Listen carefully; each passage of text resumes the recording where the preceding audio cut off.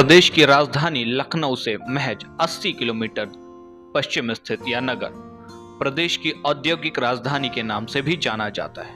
जी हाँ, कानपुर भारत में औद्योगिक महानगर के रूप में अपनी पहचान बनाने वाला। जी हाँ, हम बात कर रहे हैं कानपुर की। आइए सबसे पहले आपको रूबरू कराते हैं कानपुर की कुछ प्रसिद्ध हस्तियों से। रामनाथ कोविंद, राजू श्रीवास्तव, अंकित तिवारी, गणेश शंकर विद्यार्थी, अभिजीत भट्टाचार्य, सतीश महाना, श्री प्रकाश जायसवाल। यह वही कानपुर है जो उत्तर भारत में अपने चमड़े के उद्योग के लिए प्रधान केंद्र बना हुआ है। आइए ले चलते हैं आपको कानपुर की कुछ रोचक कहानियों के लिए। कैसे इस नगर का नाम कानपुर पड़ा, कब पड़ा और क्यों पड़ा। माना जाता है कि इस शहर का नाम ही सोमवंशी राजपूतों के राजा कान्हा सोम से आता है, जिनके वंशज कान्हवंशी कहलाए। कानपुर का मूल नाम कानपुर था। नगर की उत्पत्ति का श्रेय सचेंदी के राजा हिंदू सिंह को जाता है। महाभारत काल के वीर कर्ण से संबंध होना चाहे संध्यात्मक हो, पर इतना प्रमाणित है कि अवध के नवाबों में शासन काल के अंतिम चरण में यह नगर पुराना कानपुर, पटकापुर, कुरसावा, जोही तथा सीसामऊ गांवों के मिलने से बना था। पड़ोस के प्रदेश के साथ इस नगर का शासन भी कन्नौज तथा कालपी के शासकों के हाथों में रहा और बाद में मुसलमान शासकों के। सन 1773 से 1801 तक अवध के नवाब अलमास अली का यहाँ सुयोग्य शासन रहा। सन 1773 की संधि के बाद यह नगर अंग्रेजों के शासन में आया। फलस्वरूप यहाँ 1778 ईस्वी में अंग्रेज छावनी बन गई। गंगा के तट पर स्थित होने के कारण यहाँ यातायात तथा उद्योगों की अत्यधिक सुविधा थी। अतः अंग्रेजों ने यहाँ उद्योग को जन्म दिया तथा नगर के विकास का प्रारंभ हुआ। सबसे पहले ईस्ट इंडिया कंपनी ने नील का व्यवसाय प्रारंभ किया। सन 1832 में ग्रैंड ट्रंक रोड, जिसे हम जीटी रोड के नाम से भी जानते हैं, ग्रैंड ट्रंक रोड के बन जाने पर यह नगर इलाहाबाद से जुड़ गया। सन 1864 ईस्वी में लखनऊ, कालपी आदि मुख्य स्थानों से मार्गों द्वारा जोड़ दिया गया। ऊपरी गंगा नहर का भी निर्माण हो गया। यातायात के इस विकास से नगर का व्यापार पुनः तेजी से बढ़ गया। विद्रोह के पहले नगर तीन ओर से छावनी से घिरा हुआ था। नगर में जनसंख्या के विकास के लिए केवल दक्षिण की निम्नस्थली ही अवशिष्ट थी। फलस्वरूप नगर का पुराना भाग अपनी सकरी गलियों, घनी आबादी और अव्यवस्थित रूप से समस्या का केंद्र बना हुआ था।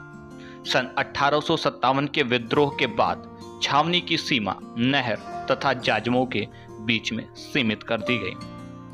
फलस्वरूप छावनी की सारी उत्तरी पश्चिमी भूमि नागरिकों तथा शासकीय कार्यों के लिए निम्नित छोड़ दी गई।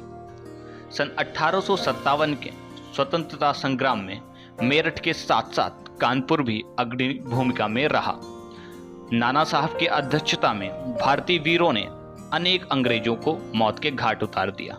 इन्होंने नगर के अंग्रेजों का सामना जमकर किया, किंतु संगठन की कमी और अच्छे नेताओं के अभाव में यह पूर्णतया दबा दिए गए। शांति हो जाने के बाद विद्रोहियों को काम देकर व्यस्त रखने के लिए तथा नगर में शांति व्यवस्था बनाए रखने के लिए एवं नगर का व्यावसायिक दृष्टि से उपयुक्त स्थिति का लाभ उठाने के लिए नगर में उद्योग धंधों का विकास तीव्र गति से प्रारंभ हुआ। सन 1849 ईस्वी में नगर में रेलवे लाइन का प्रारंभ हुआ।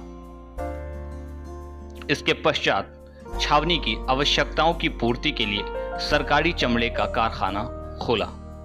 सन 1861 ईस्वी में सूती वस्त्र बनाने की पहली मिल खुली। क्रमशः रेलवे संबंध के प्रसार के साथ नए नए कई कारखाने खुलते गए। द्वितीय विश्व युद्ध के पश्चात नगर का विकास बहुत तीव्र गति से हुआ। यहाँ मुख्य रूप से बड़े उद्योगों में सूती वस्त्र उद्योग प्रधान था। चमड़े के कारोबार का उत्तर भारत का सबसे प्रधान केंद्र तब भी था और आज भी है। ऊनी वस्त्र उद्योग तथा जूट की दो मिलों ने नगर की प्रसिद्धि को बहुत अधिक बढ़ा दिया था। इन बड़े उद्योगों के अतिरिक्त कानपुर में छोटे बड़े बहुत सारे कारखाने खुल गए। प्लास्टिक का उद्योग, इंजीनियरिंग तथा इस्पात के कारखाने, बिस्कुट आदि बनाने के कारखाने पूरे शहर में फैल चुके थे। 16 सूती और 2 ऊनी वस्त्रों के मिलों के सिवा यहाँ आधुनिक युग के लगभग सभी प्रकार के छोटे बड़े कारखाने मौजूद थे। कानपुर छावनी कानपुर नगर में ही स्थित है। सन 1778 ईस्वी में अंग्रेजी छावनी बिलग्राम के पास फैजपुर कंपू नामक स्थान से हटकर कानपुर आ गई। छावनी के इस परिवर्तन का मुख्य कारण कानपुर की व्यावसायिक उन्नति थी। व्यवसाय की प्रगति के साथ इस बात का विशेष आवश्यकता प्रतीत होने लगी कि यूरोपीय व्यापारियों तथा उनकी दुकानों और गोदामों की रक्षा के लिए यहाँ फौज रखी जाए। अंग्रेजी फौज पहले जूही फिर वर्तमान छावनी में आ बसी। कानपुर की छावनी में पुराने कानपुर की सीमा में से जाजमऊ की सीमा के बीच का प्रायः सारा भाग सम्मिलित था।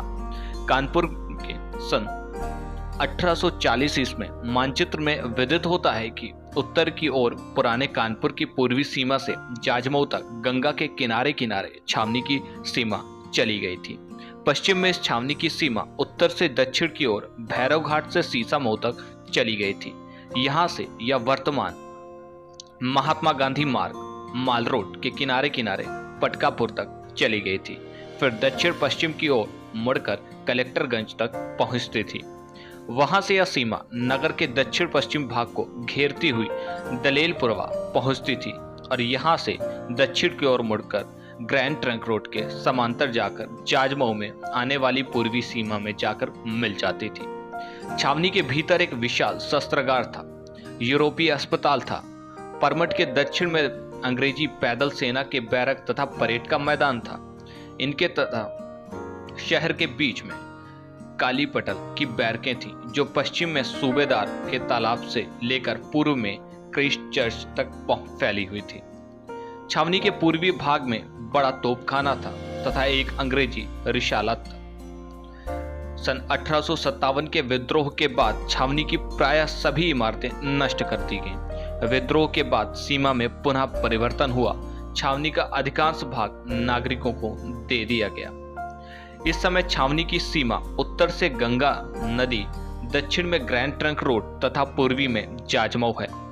पश्चिम में लखनऊ जाने वाली रेलवे लाइन के किनारे किनारे माल रोड पर पड़ने वाले नहर के पुल से होती हुई फूलबाग के उत्तर से गंगा के किनारे हॉर्न्स फैक्ट्री तक चली गई है।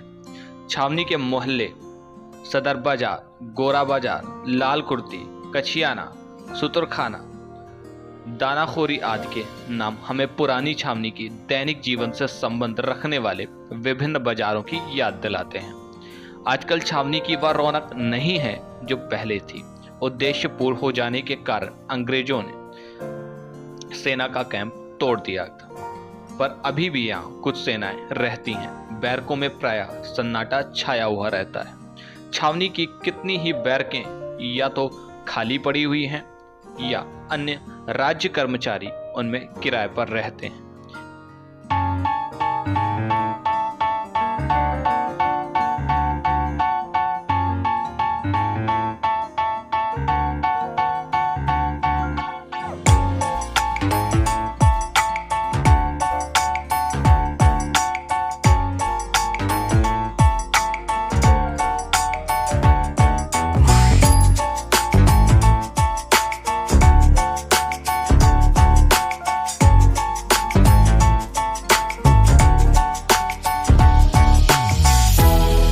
इसी प्रकार की वीडियो देखने के लिए हमारे चैनल को